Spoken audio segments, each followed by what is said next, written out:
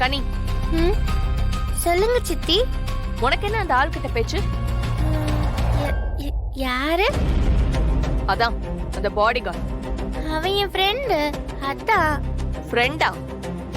இங்க பாரு கனி, ஃப்ரெண்டுனா அவங்க நல்லவங்களா இருக்கணும். நீ அந்த ஆள் கூட எல்லாம் பேசாத, அது நல்லது இல்ல. சித்தி, உங்களுக்கு என் ரவுடி கூட என்ன பிரச்சனைன்னு எனக்கு தெரியல.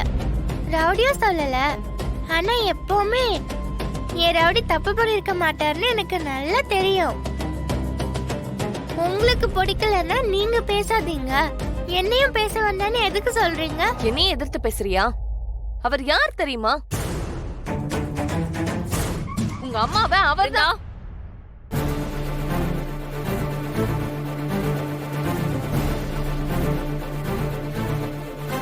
தங்கம், நீ போய் விளையாடுப்போம். பாரு வீரா, சித்தி திட்டுறா. அவகிட்ட நான் சொல்லிக்கிறேன், நீ போ. நான் அவளை பாத்துக்கிறேன், நீ போ.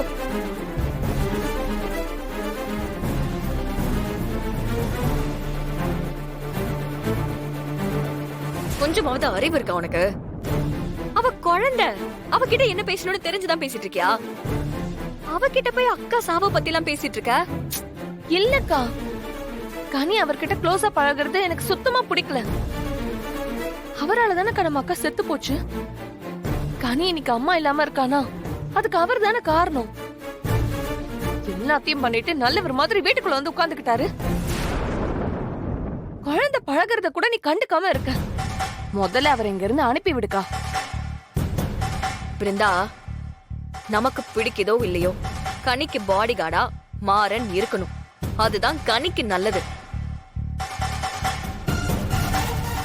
மாறன் கனி கூட பழகதான் செய்வான். அத நான் இல்ல, யாருமே தடுக்க முடியாது. நாம எப்படி கனிக்கு சித்தியோ, மாறன் கனிக்கு சித்தப்பா.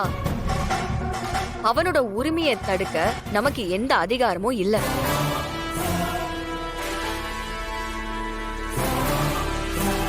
உன் கோவத்தை விட, நம்மளோட உணர்வுகளை விட கனியோட பாதுகாப்பு தான் முக்கியம்.